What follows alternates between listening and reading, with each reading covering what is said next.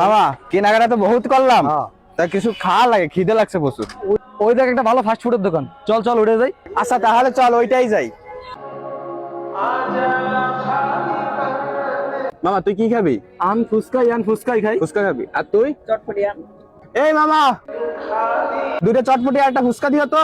একটু বসেন ভাই, দিচ্ছি।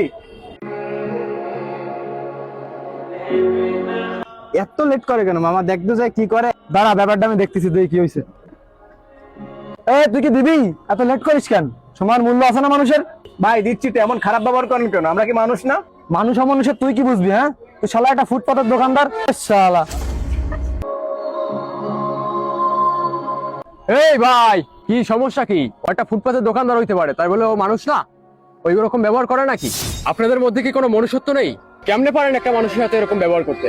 ওর জায়গায় যদি আজ আপনি থাকতেন তাহলে কেমন লাগতো বিষয়টা? ভাই ব্যাপারটা আমি ওইভাবে বুঝতে পারিনি, আপনি তো আজকে আমার চোখ খুলে দিলেন ভাই। ফুটপাতে খাবার বিক্রি করে বলে খারাপ ব্যবহার করবেন না। সেও আপনার মতো একজন রক্তে মাংসে গড়া মানুষ।